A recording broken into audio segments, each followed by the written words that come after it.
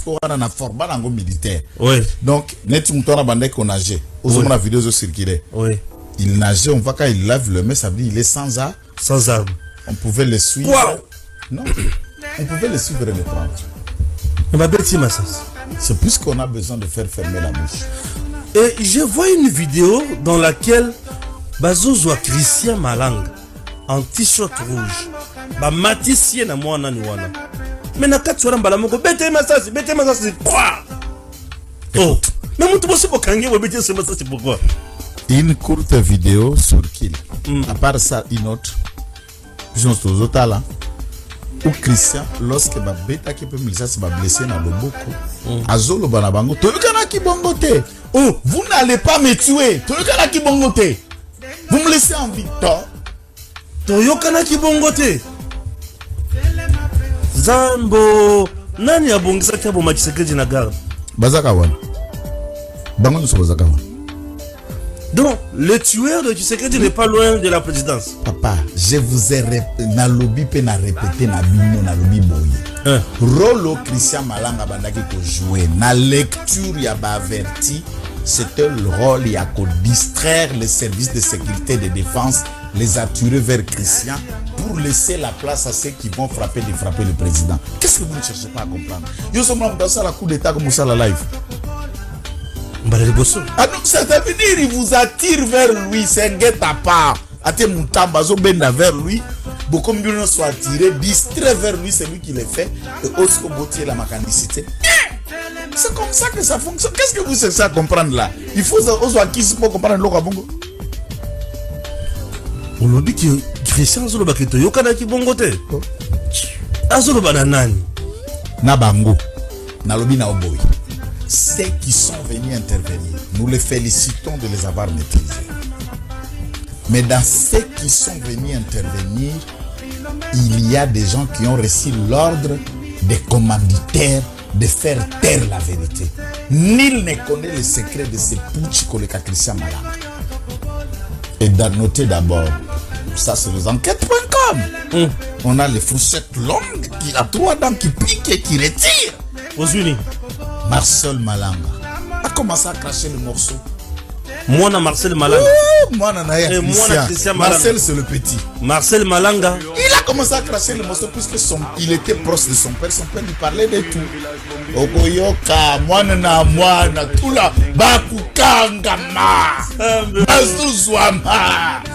Petit a craché à pessimiste. Yabatu. Oh, yabane kombona bazo kutana na papa na ena ko solo là.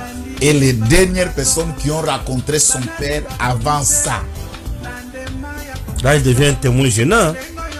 C'est pourquoi vous voyez qu'ils sont méchants. Puisque moi, j'appelle le service de sécurité de protéger bien ces garçons. Puisque c'est le seul piste et la vérité à Makasi Zamouanawana pour yende cerveau à papa. On a tué le cerveau de l'élément pour ne pas arriver à la liste. Il y a Bakinyo Sobaza complice du régime. Yo moko ezali ko circuler ya moko ya bayi baninga ya UDPS moko ya bayi communicateur na bango azali ko confirmer au effort alobi Christian Malanga na o ezaki bakanga kiye asenga ki bango que pourquoi bozali ko bomanga alors que toyokana ki bongo te ezali Joël Kitengende azali ko confirmer ba propos wana alobi azali en possession ya vidéo est-ce que bakoki ko poursuivre encore davantage les enquêtes pour ngoluka koye ba vérité est-ce que ezalaki conspiration to ezalaki réellement un vrai coup d'état ndenge to koyoka lisolo. Pourquoi aspect wana batu bazo ba y passer comme si rien n'était? Est-ce que mort ekoki ko gérer qu'on se gérer plutôt avec beaucoup de légèreté? Nino ba kongomani bakanisi natina ya CG wana to kozongela yango tout à l'heure peut ko balancer na format nango militaire. Oui. Donc net mutona bande ko nager. Aux la vidéo zo circuler. Oui. Il nageait, on voit quand il lave le mais ça veut dire il est sans arme. Sans arme.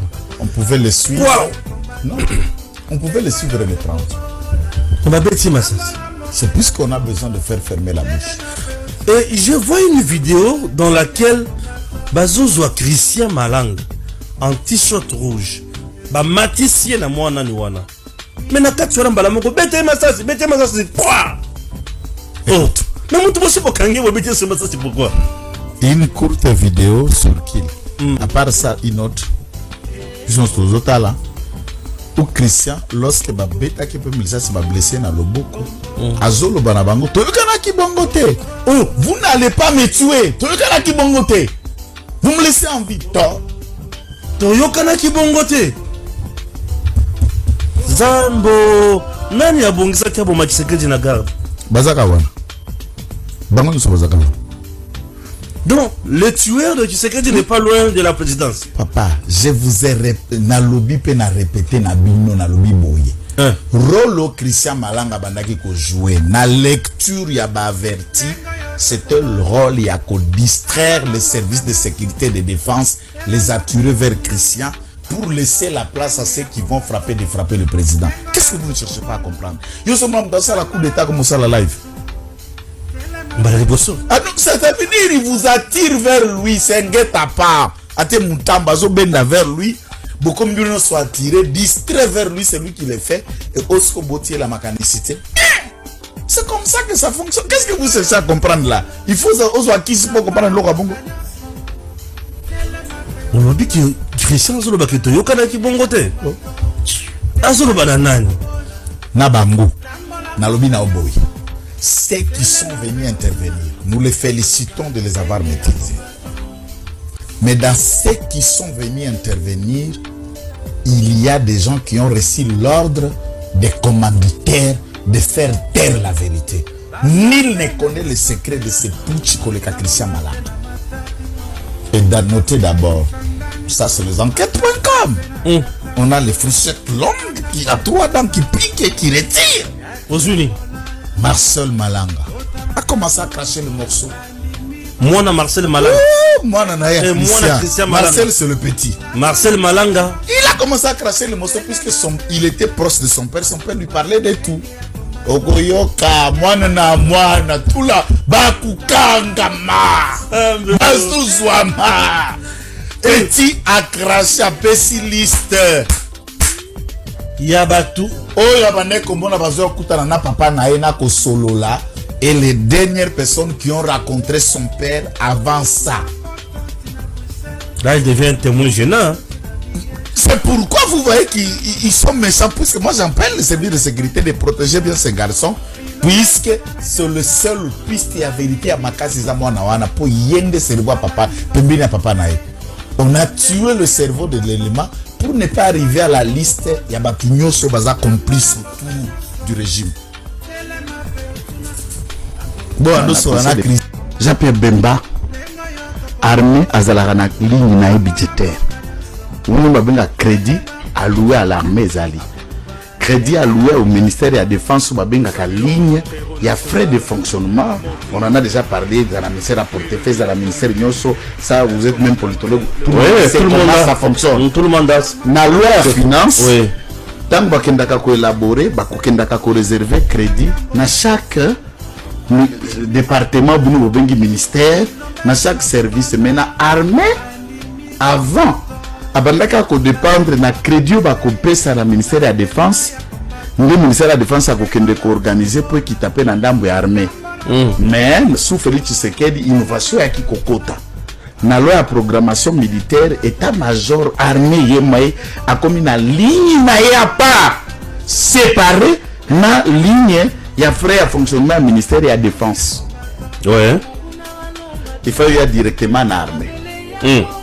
Nous avons un budget y a armée qui avant Ezalaki il y a 449 millions de dollars à l'époque. Le budget il y a FRDC Ezali 1,6 milliard de dollars, ça veut dire 1 milliard 600 millions de dollars sur les 10%. Ça, c'est la loi, c'est l'État. Les 10% du budget national. Ils ont affecté la défense. Affecté la défense. Beaucoup d'argent. Bon, c'est que tu veux, ça va, il mange bien. Non. Il y a un monde de besoin de Mobesu. Ramba. Mbongoana, Mbemba Vandeli, la ligne qui vient vers le ministère de la Défense à Vandeli. au crédit qui doit être alloué directement par, puisque la loi à proclamation ils ont sa autonomie, il y a FRDC à élaborer budget besoin naie na ba formation na bani na ba département de ce font ça à côté de état de besoin et ça lui sort dans une ligne à part qui n'est pas un féodal ministère de la défense. Mbemba canaliser les deux lignes nyonso na maboko ne comme sikoyo pour armer loba bokomi état de besoin boke okoti c'est pas ya mbemba soit kobimisa ndenge ya lingi soit bimi soit retard et dans l'exécution la déploiement armé ils connaissent plus la rapidité puisque la lanterne est là parce que cabinet angweza composé quand ndenge otaki na prison ba trahison les qui belé a composé cette fois-ci cabinet na bananaï.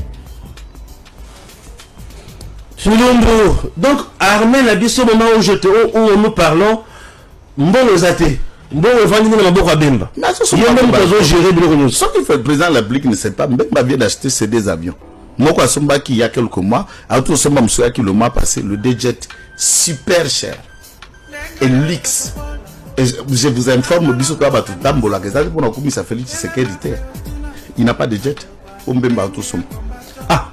Azala Ngote ministre celui budget le président Azala Ngote Ala Ngote Seigneur Jésus Congo faut me la miso on peut garder batata pasteur Félix Akome président je dis ça le jour président de la République a besoin de moi pour ça l'année beaucoup de choses pour lui net milogoni. Ça, ça nous t'a écarté, toi tu es un homme nuisible. Voilà, nuisible puisque les gens viennent lui chanter, lui viennent lui avertir, Moukouatombolo, nous faisons bien, quand vous avez le Moukouatombolo, même dans son avion, même Bakei, na Oasis, si tu es Oasis, tant que balotissa que ça terrain à FRDC. Et créer qui va frustration, j'ai déjà parlé de cette enquête. N'engagez qu'au créer qu'une Oasis est comme une société du portefeuille de l'État où l'État congolais a 25% à part. Le ministère a portefeuille à Nomaka DGA. N'a un membre du conseil d'administration. DG chinois et le reste tout est chinois. 75% appartient à la Chine. Mais tout cela devait être né du projet sino-congolaise où il y a création de 3500 logements. Mais à moins, nous nous retrouvons moyennement là-bas, n'a qu'à 25% des DGA Oyo, Mineta Nomaka, Anomaki. Je saute. Parti Siko et Asuka, nous avons les autres qui ma belé pour les bimana balabala à 24. Pas qu'on a là les maisons. Le président de la République a trouvé que les généraux sont allés lui poser un problème, que notre propre camp. Achetez, vous construisez, vous vendez, vous donnez au privé. Même Bisso, toujours qu'on dirige l'armée, na mabere na Bisso, na camp. Le président a autorisé les généraux, na chef d'état-major général, par exemple, à moi ici, quand bazu bisika na bango, bande kotonga, banda ko comme petit étage, ba un, ba deux niveaux. J'appelle Mbemba Kamati décision. Sans informer ni débattu au gouvernement, na conseil de. J'appelle Mbemba. Puisque adjoint nae bazalaki 3 colonels. Ok. Dirigeant les opérations à Mingi place azalaki nommé na stop ya état-major général. Avant Diwana, capitaine moko azalaki na suite ya sécurité à quartier général. Adjoint nae bazwaki chacun $50,000 venus du Rwanda pour vendre Chico. Lelo ndenge tozabouye, tonato lela Chico déjà ebembe. Chico était vendu à $50,000 par chacun de ses collaborateurs. Pendant que Chico a vendu dans le quartier général, ses colonels adjoints donnent l'ordre aux troupes de se retirer, de capituler et de laisser l'opposition. Chico dans le quartier général, confiance dans les collaborateurs. Ils sortent dans la logistique, dans le dépôt, dans la tenue, où ils ont qui a réserve, dans PSI. Bake Kolanda une compagnie à M23 à peu près 25 militaires à M23 bapesi bango bateni à FRDC baye ko remplacer corps de garde bandaki ko garder quartier général là où était Chico par ces hommes du M23 et ils l'ont déjà encerclé. Le capitaine moko azalaki wana ya bazalendo a vu le mouvement, a compris que Chico était déjà vendu, le prix était déjà scellé. Pendant que Chico azana kidiba basi ba pesi ordre ba se rétracter. Troupe est longue, c'est comme ça que Ruine de Kweya na disa cité même Vitongo et Kweya Vitongo et Kweya qui na disa cité puisque tout le plan a été fait. Pendant que Chico Azoluka comprendre, il a constaté que plusieurs visages de ceux qui étaient là dans l'état-major, Amona ki bango tabité, capitaine, colonel Nabimisa qui biso côté tozala ki na front, poto ya ko remplacer Bob Bazala qui on a baqué na front. Des capitaines à côté. Tu comprends? C'est quelqu'un qui a beaucoup marché. Abakeli Chico Nandinga. Soko Vande à 1 heure du temps, tu es un homme mort. On t'a vendu, tu as encerclé tous ceux qui t'entourent là. Bazabadou, Wana, tes adjoints ont pris l'argent. J'ai été dans le coup, mais je ne peux pas toucher ton sang, tu es mon sang aussi. Tu comprends, je n'entre pas dans l'autre détail. Très bien. De Chico Kokota Nakati à char de combat. Chico a fui. Et ils n'ont pas découvert comment Chico a réussi à sortir dans le quartier général. À côté na char de combat, ça n'était aucun affront de tourner, ne eke koti kae na Rubero. Tango Bimi, le minute qui a saccagé quartier général, nous cela était la résidence de Chico Ramassas par les hommes qui entouraient. Et pour votre gouverne, ils ont abattu ce capitaine pour avoir donné cette information. Il faut qu'il tout le monde qui a au solennel, c'est qu'il y a une date qui cassette. On l'a tué. C'est comme ça que Chico va sortir et il y a la vie sauve. Tant que tout ça, nous analysons. Donc ce capitaine-là, a sauvé Chico. Donc a sauvé Chico. Ami Pesimbeka. Ami Pesimbeka, la place est liée à Chico, puisque Chico gêne leurs opérations à l'aide. Tout le baki a l'air de nous Chico na yo, tous analyser ce bateau. Vous comprenez ce que je vous dis? Mais comment on change le commandement, mais Basoda Molongo na régiment, nous laissons le même genre de troupes. Oui. Et cette information vient de nos hommes habits. Basoda na bisonyo so bakoti kopa minéré. Basoda ya Congo bakoti kopa minéré. Bataillon oyo kangi Rwindi. Commandant oyo azongi na ba M23 pour okanga Rwindi. Balobi azalaki commandant bataillon ya FARDC. Azo diriger l'ensemble des bataillons azalaki na position à Rwindi avant Chikwaya. Qu'est-ce qui se passe? A placé troupes en revue, a fait l'évaluation à physique, à nombre, à tout prenez à Mindou qui n'a pas tout naïe. Si ma gossa la troupe en revue, une semaine après, il fait défection, il rejoint les M23. Et la troupe en revue, le capitaine Obatikalaki, on fait appel à l'état-major, à commandement à Nord Kivu, va relever troupe dans la position en athée. Tant que va relever,